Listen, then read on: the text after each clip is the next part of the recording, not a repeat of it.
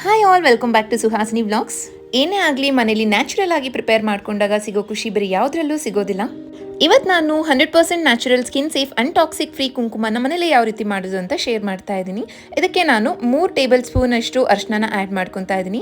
1/2 tablespoon ಅಷ್ಟು baking soda, ನಿಮಗೆ 4 ರಿಂದ 5 ಟೇಬಲ್ ಸ್ಪೂನ್ ಅಷ್ಟು ಲೆಮನ್ ಜ್ಯೂಸ್ನ ಯೂಸ್ ಮಾಡ್ಕೋಬಹುದು.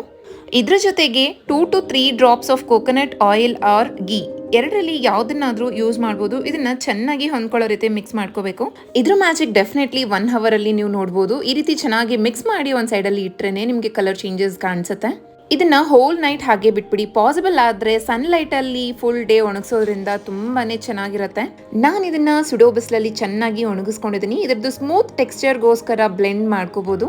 ಗಾರ್ಜಿಯಸ್ ಡೀಪ್ ಮೆರೂನ್ ರೆಡ್ ಕುಂಕುಮ, safer for our skin, perfect for festival seasons ಅಂತಾನೆ ಹೇಳ್ತೀನಿ. ಐಡಿಯಾ ಇಷ್ಟ ಆಗಿದ್ರೆ ಸೇವ್ ಮಾಡ್ಕೊಳ್ಳಿ. ಯೂಸ್ಫುಲ್ ಅನ್ಸಿದ್ರೆ ಫ್ರೆಂಡ್ಸ್ ಅಂಡ್ ಫ್ಯಾಮಿಲಿಗೂ ಶೇರ್ ಮಾಡಿ. ಚಾನೆಲ್ ಸಬ್ಸ್ಕ್ರೈಬ್ ಮಾಡೋದನ್ನ ಮರಿಬೇಡಿ.